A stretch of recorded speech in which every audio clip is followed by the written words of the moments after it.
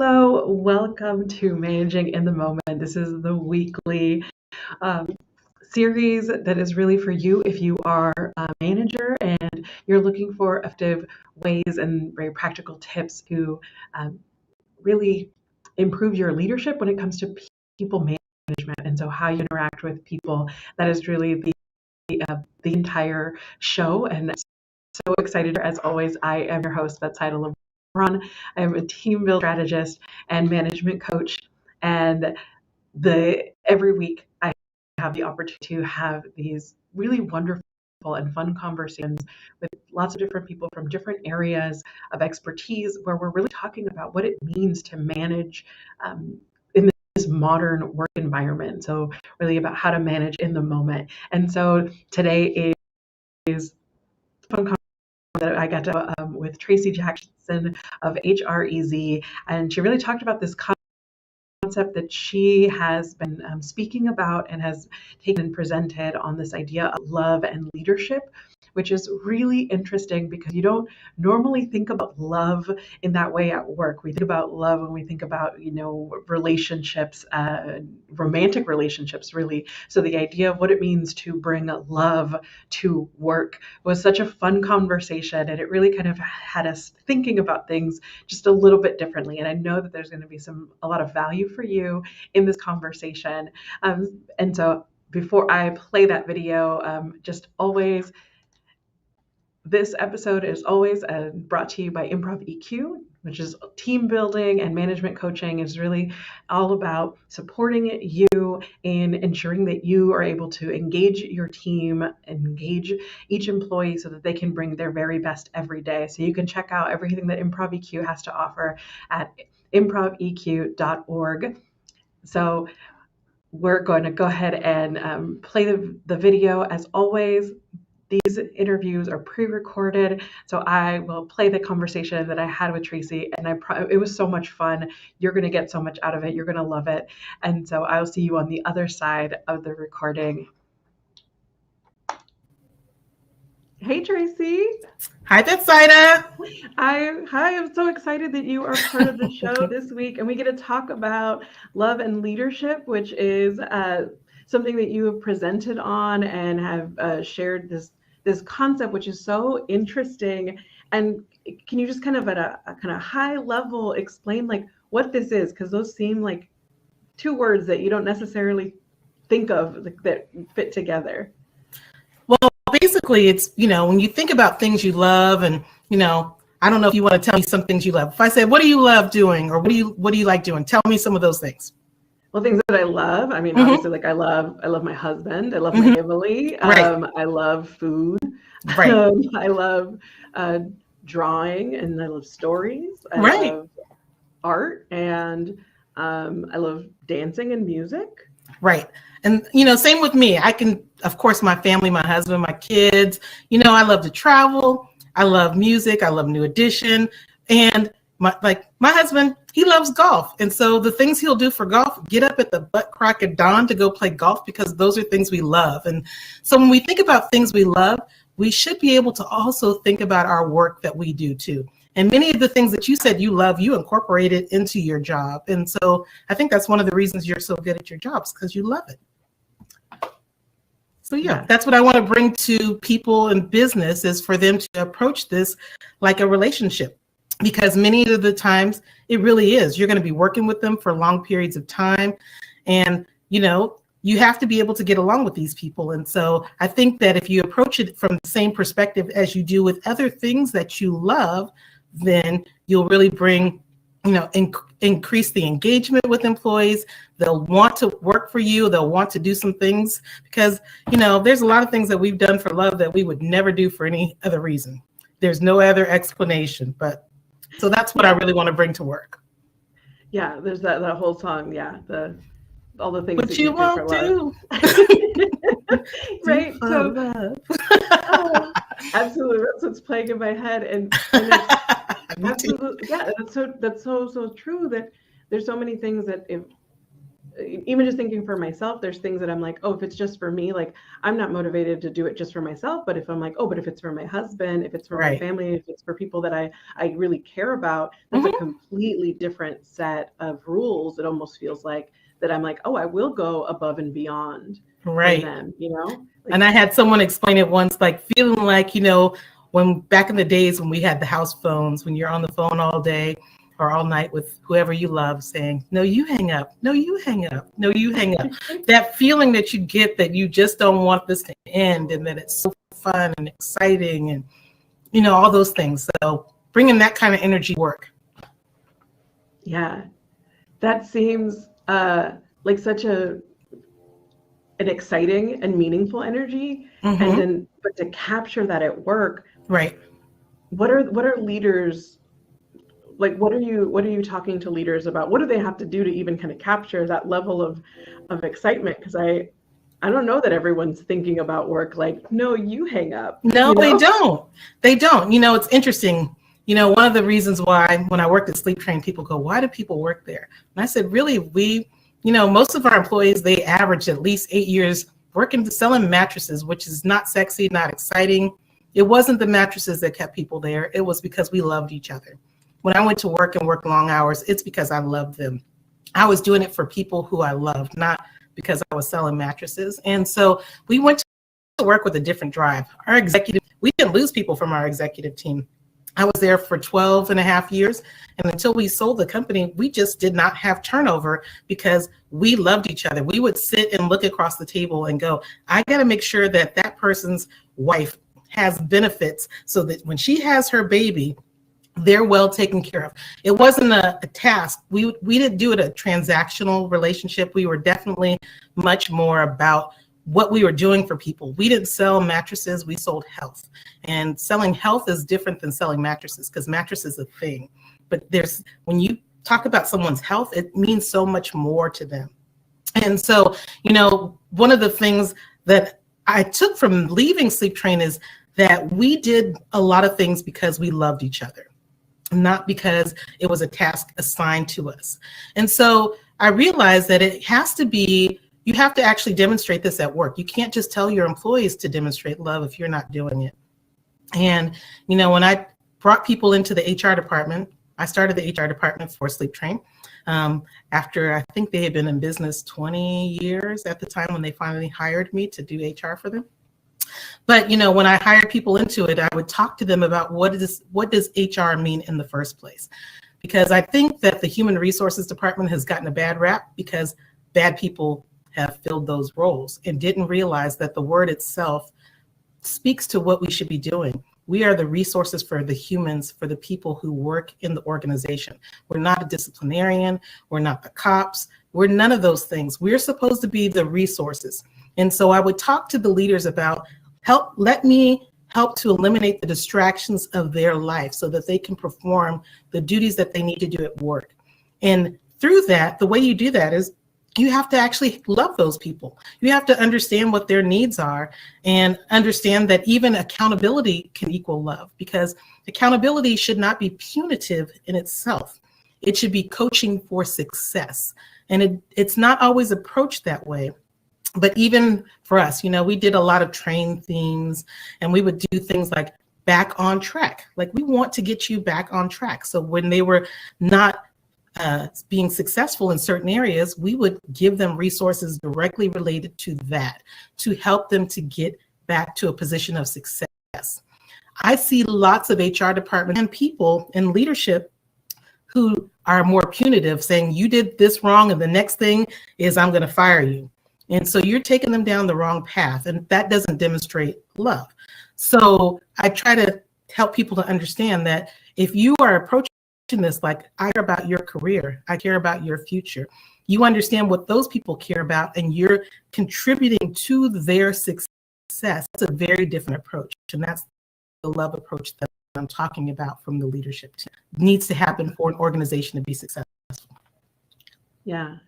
I mean, wow, you just touched on so many things that are so critical and crucial to leaders leading in this very people, human-centered way. I think is so important. And so, I mean, like a couple things. And I was just like trying to take some quick notes so we can just touch on them. But like one thing that you stood out to me, and it was like, whoa, it's so true, is that the idea of resources, and you said it beautifully, that resources for humans. And I have seen sometimes that's been almost understood. Some, you know, some human resources, and I don't do I'm not in HR, but to different people in HR, I work with HR people sometimes. There's this kind of thinking of like, we're managing the humans as if the human resources, right? And that is, and I had never really thought of that as like, though that's a completely different approach. Where if you think of yourself as the resource to the humans, you're still keeping the humans as the center versus thinking of them as more of a cog or a piece. Right. And that again, that takes out the love, that takes out the humanity. Huge. It's a big shift in the mindset. I agree. It completely changes an organization and its culture. I agree. Interestingly enough, I didn't know this at first. Dale Carlson was the CEO and owner of Sleep Train for its history. And when he hired me, I didn't know why he hired me. I knew he had lots of people, and I'm the only person he ever hired outside of the organization who he didn't know first. That's, I think, another story. But when he finally told me the story of why he hired me, I thought it was really interesting, and it speaks to that same story. He asked everyone who interviewed the same question about, if one of his drivers called and said his wife was having a baby, what would you do? And he said, every single person gave me the same answer for you. You told me, he said, everyone else told me what they would do with FMLA, give them time off, explain that to him.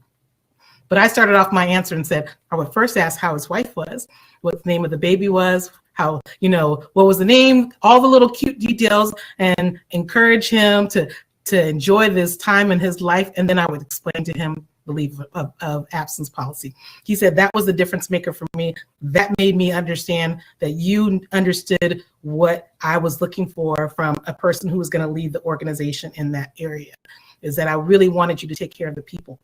And what I kind of joke with my husband, because I remember it was like this take home thing that Dale had given us. We had 24 hours to turn it around with our answer. And I joked with my husband. I said, do you think I should actually tell him all the stuff I would do? And my husband said, just give him the answer. And I decided to go against the grain, even though my husband told me, just tell him the answer. And I told him all that. And that's the reason why he hired me. So I often tell people too, don't hide who you are, because if you do, you're not going to work in the right environment for you. And so it's important too that as HR professionals and recruiters, that we are honest about the role. I have a daughter, and this is my brag. It's not humble at all, but I have a 20-year-old who's a graduate student at Columbia, who's a brilliant mastermind. And you would want her to work at any environment because she's absolutely brilliant. However, she would wilt in a moment if it was a high-touch environment. She's nothing like me. She's an extreme introvert. She doesn't like dealing with people. She can manage the heck out of a process and research whatever you want, but if it was high-touch, she's not going to succeed. And often what we'll do is we find a star and we say, now we want to put them in this position. Yes, there are some stars, but they're not going to actually do well in the role that you have them in just because you want their talent. Now, of course, if you can find a place for their talent that they can succeed in, that would be wonderful. But often we don't tell people the whole story about the job, all the parts that suck, which we need to. We need to tell them that, you're going to work weekends if you work at Sleep Train, almost every weekend and the holiday. If you don't tell them that, then they dislike the position. But if they go into it knowing that there's parts that suck, it's kind of like having a baby. It's wonderful to have a baby, but you're going to be up all night. And guess what? You might get peed on, Unfortunately, my husband had to clean the walls because my daughter painted them twice with her diaper. Sometimes people got to hear those stories. It can't just be that everything is wonderful. Yeah. Well, and also things aren't all wonderful. And right.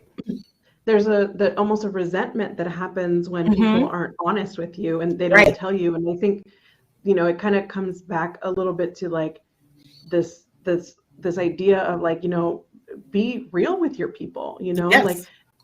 trust that they can handle it, right? Hmm. Tell them the truth of the situation Right. and let them make their own decision. I think that kind Right. of comes to your other point of like accountability, right? Hmm. That's like you have like be real with them. If they're not doing their job in the way that like you expect them to, like Hmm. you can't just let people like just do whatever. Like all of it is like that it comes back to love. Love Hmm. is being honest. It is Right. being real. Hmm. Um all of that, it's like it's all in the same. To me, I see it all as like that's all the same Right. pot of caring about humans, right? Right. I totally agree. And so I think that you make the point that I want to make is, you don't want to feel that sense of betrayal. This is really, if you're trying to capture the hearts and minds of your employees, don't betray them. So tell them up front. And, often what happens is we'll get lured into a position and told all these great things and then they don't happen. So set up some real expectations for what will happen. People will honor and understand those kinds of things. But yeah, so yeah, Yeah. you're hitting the points exactly, and it Well, is just a slight mind shift. And if you understand that mind shift, then you're treating people in a way to help them succeed, not to you're playing helping them play to win instead of playing not to lose. That prevent defense that people will sometimes do. If people have to go to work and feel like I just don't want to get fired, they're not going to give you their best. All they're going to do is try to figure out how to do whatever they need to do to get by. If you're saying that I want you to succeed with whatever your goals are, let me understand what your goals are, and that you're working with that person, they're going to do more for you. So, yeah. And even taking the time to understand what their goals are mhm, and where and having the helping give them the clarity of where those goals align with the position mhm, is huge. right. And Yeah. the other part too is, I have some friends who are dear to me who I would never want to work with. And just because a person is likable doesn't mean they're good to work with. And I can tell you that one of the other issues that I find often is when people are interviewing, they interview for skill set, not for fit in the organization. And so the organization needs to talk more about their values and how they uphold those values. And it's important to do that not just when they start working, but also as a part of the interview process. Because again, if my daughter understands that this is a high touch organization, she's not going to work there. If that is something, now she's going to be absolutely amazing with integrity. There's a lot of things that she can be absolutely amazing in, just not that. And she'll tell you, if I have to work with too many people, I'm out of there. So it's those kinds of things you have to be willing to have a discussion about. So what I find is that most interviews are about 75 to 80% based on the skills, and about 20% on culture or other things. But most of the terminations are not skill-based terminations. We can pretty much see their skills on their resume.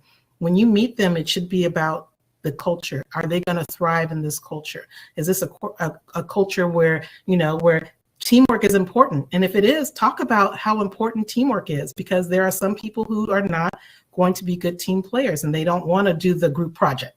If there's group projects, they'll say, no, I'm out of there. I don't want that. But be honest about those things, that's important to your organization. No one wants to work with a work jerk, even if they're a good person. They're good. They have all the skill set. Those are the people that you end up having to deal with. So saying that up front is really important. Yeah. And saying it up front, and like I think that piece too is a little bit, and like kind of going back to that analogy of like being on the phone and that Mhm. excitement of a new relationship. If I'm gonna Right.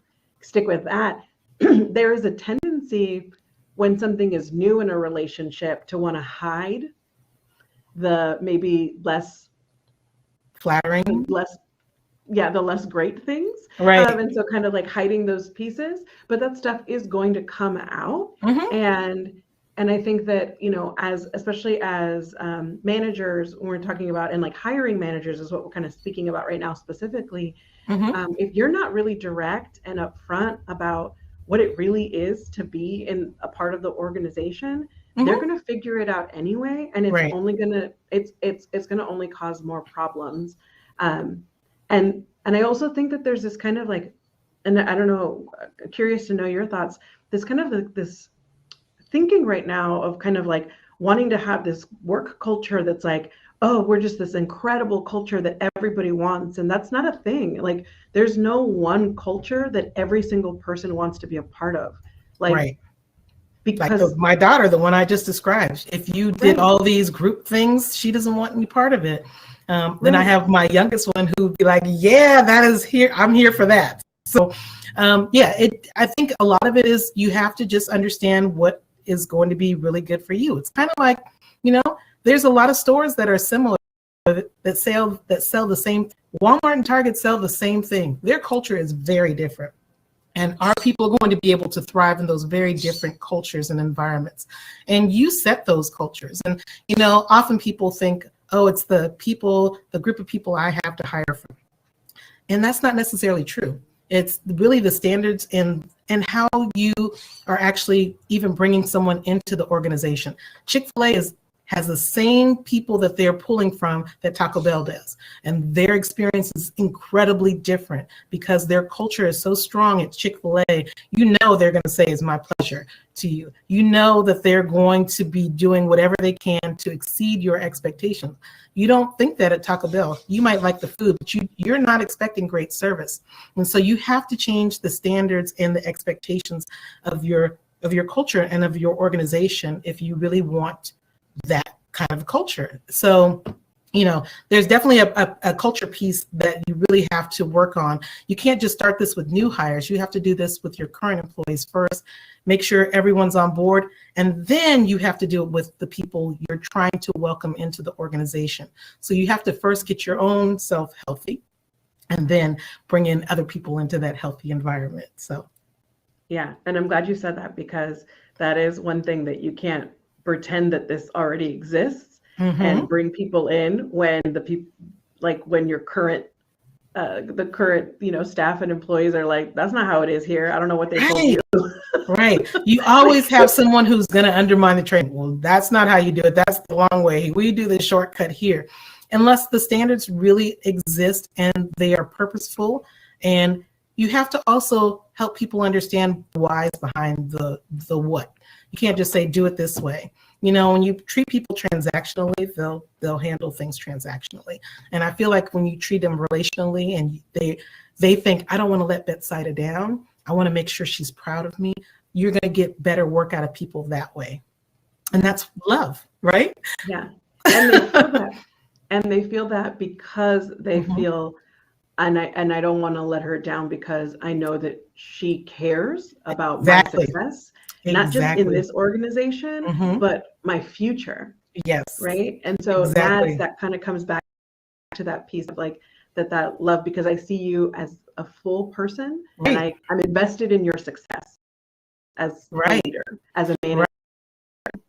And I guess even beyond work to a degree. And I know this may sound, so not one of this. There are simple things you just recognize the human part of your employee, as we often treat them like employees. I know what I said, we didn't have bereavement leave that in place, but one of the reasons I felt it was important to do that, not only acknowledge that the person had a loss and we want to cover that time, but it gave me the opportunity to write a card to every single person who had a loss in their family. And I had the CEO sign a card, and people would stop us at times and say, the only card I got was from you, from my job, and how meaningful that was. And it took just much time for us to do that. Baby we had, they got a card, they got a card from us. And then we came up with little baby gifts. They got a little onesie that had like sleep training. The baby got that. And so we got little things that didn't cost a lot of money. They were so impactful because we recognized the human part of arms and help them to connect their job. And what's interesting is I was this week when I, saying how much my family loved sleep train. My kid, if she comes home from school right now, she's probably wearing a skirt, which I laugh about all the time because sleep train hasn't existed in years. but they actually loved my company because they could connect the fact that I loved it, and they were and loved whenever they encountered my company. So when they came into the office, they would like embrace them as part of who we are. So it was an extension of our household family, and not every family is healthy. So I definitely understand that, and calling things a family doesn't mean it's healthy. So you have to have a healthy family if you want to call it a family organization. But also family, that doesn't also necessarily mean a good thing, because I work well beyond what I should do for my own family. And if that's not what people are looking for, they're looking for a great place to work and build their career, and a place where they can feel good about, that a lot of, especially the younger generation, the millennials, they care about the impact to the environment, social justice issues. They care about things that maybe traditionally were not taken into consideration from the older generations who still are leading organizations. However, that's about to flip. At the end of this decade, all the baby boomers will be 65 and older. So the majority of them will be retired outside of the organization. And the biggest group of employees will be your millennials. So there will be a huge culture shift in how business is approached anyway, because they're so huge. They'll have such a great impact on the employees that you have to recruit up from. The customer base. There's so many things that will change just from the fact that we are going to lose a generation out of the workplace by the end of this decade. Yeah. So if companies and people aren't paying attention, they're going to have to pay attention soon. So, right. Yeah. Right. And I think that's kind of a place where I think we're going to have to end the interview. Oh God! I had so much more. We'll have to do this again. We have to. I mean, I feel like there's still so much to talk about. This is an absolute delight. Thank you so much, Tracy, for being my guest. That was my pleasure. So I look forward to the next time, Betsaida. Take care. Yes, absolutely. So, such a great conversation, and I know that you enjoyed it as much as I did. So whether you're watching us live or you're watching the replay, thank you for tuning in. We've got a couple comments that I do want to address. So Engdo, thank you for watching. Commented that we need to be careful with fit or culture fit, right? That there's a really good point about kind of culture fit being used as a device to exclude a group of people. And I think this is really, really important. Thank you for bringing this up. In the conversation, Tracy and I talked about kind of, just being clear about what the culture is. And I think that there's a lot of things that you have to be really thoughtful about how you're communicating that, there's that line of being honest about who you are as a company and what you're about. But then also recognizing if what you're about is historically excluding lots of people, then you maybe need to really reevaluate that. So just being intentional in who you are and what you're about, I think is really an important piece. And so, these are kind of, we're talking about them very simply, and I know that it's actually much more complicated than that. So these are definitely things that if you're thinking about, this sounds good, but I don't really know how to implement it, how do I bring more love into my leadership?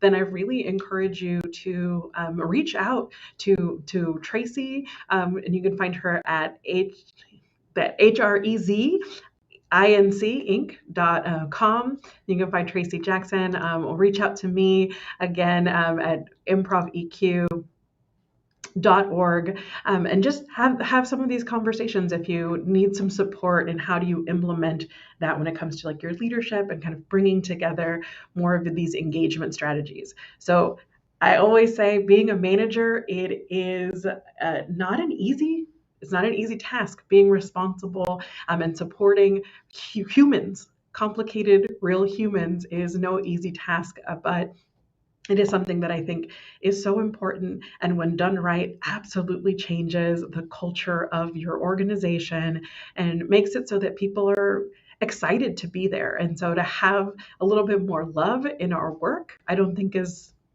not a bad thing. So figuring out what that means specifically to you, again, Thank you so much for tuning in. It's not too late to get in on the conversation. Whenever you're watching, let us know in the comments what you thought of the episode, kind of how you are infusing love in your leadership, and does that make sense for you, or any other thoughts that you have. Love to hear them. Again, I am been your host, Betsaida LeBron. I'm a team building strategist and a management coach. I love supporting managers, specifically middle managers, in creating spaces that allow for their team to thrive and really bring that forward. So that's what I'm about, and I hope that you had a wonderful time just really thinking about this and how you can infuse a little more love in your leadership. So have a wonderful rest of your day, and we'll see you